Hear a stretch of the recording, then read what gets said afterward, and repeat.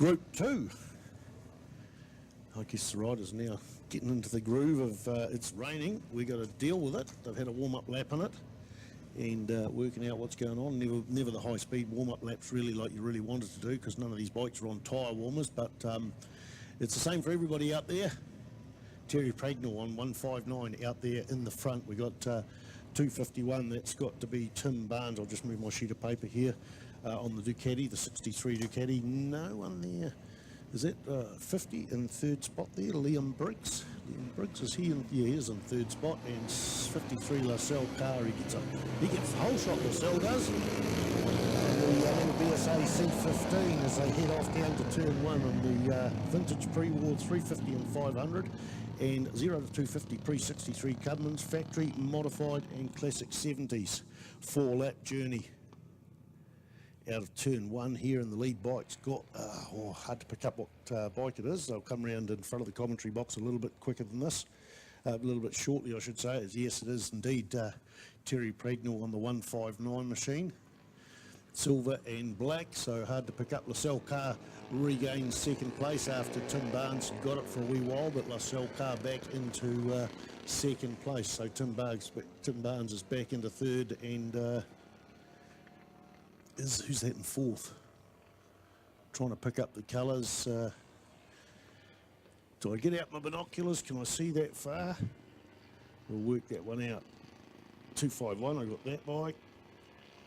No, Lascelles Carr goes up to second, actually. While I was looking back, he goes up into second place. So we'll give up on trying to find out who fourth is. Actually, we won't entirely, because I've got the CTAS footage here. So watching them come out of Higgins, they're a bit bigger than watching them live out there. You can see a bit of the rain in the on the screen there. Is that quite heavy rain? No, not too bad. We go to the static camera on the back straight, and we can see coming into the braking area Terry Pragnell on 159, and then it is 251, 63 Lascelles Carr, and number 50 Liam Briggs there. Going back a little bit further there, and 79, somebody got drunk putting those numbers on. 79 Gr2R2, you've just thrown them out there, but I could still read it, to be fair.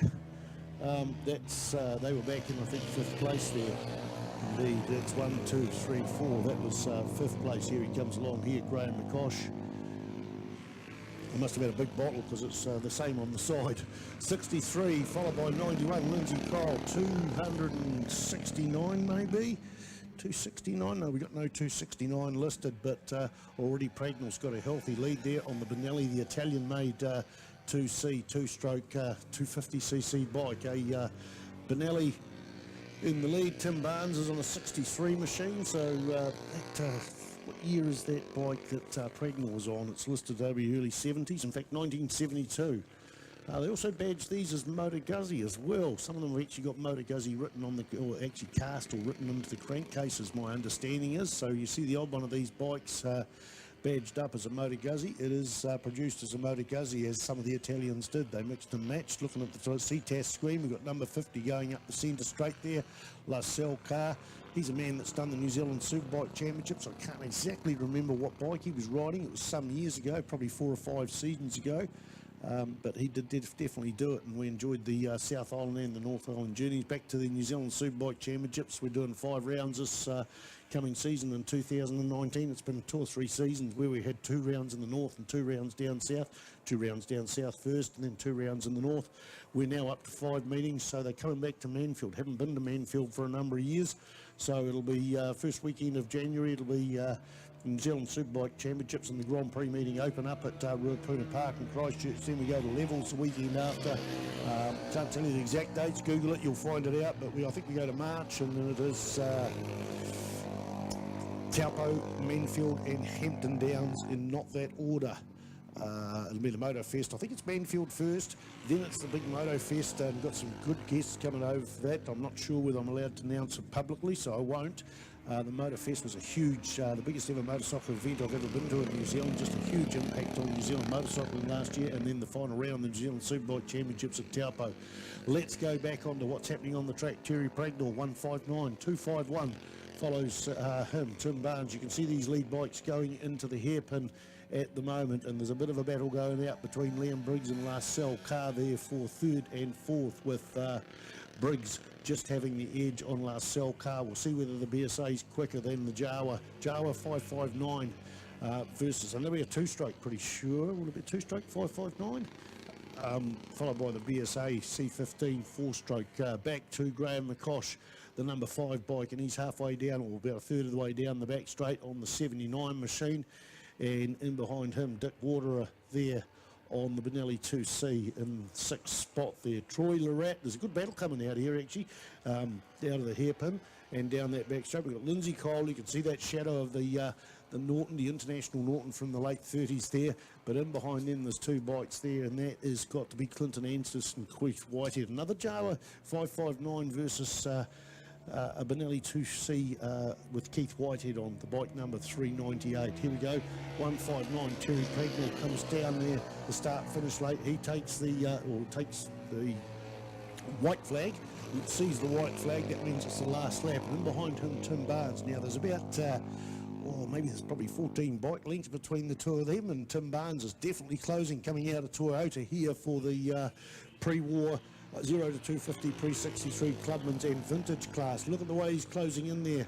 Has he been foxing them all the way along? Tim Barnes is right on the tail of 159, Terry Pragnell there. This is the lead. First and second place. There's a bit of a lonely ride there for the man in third place, Lee Briggs on the Jawa there, but he's got to keep it tidy till the end of the circuit. Back to out of the hairpin where we've got maybe 10 bike lengths between these 2 bikes, first and second. Both Italian machines, Benelli versus Ducati. It looks to be they're pretty evenly matched down the centre straight. I tell you what, I'm going to call it that this is going to be how they finish, but maybe Tim Barnes is going to change that situation and get ahead of Terry Pragnell. Round Higgins now for the final lap of the Group 2 there. Another few groups to go. Of course, we've got 7 today. I think sidecars are up next. Oh, maybe there is a change coming up there. There's about 8 bike lengths down that back straight. It's all going to be a braking duel.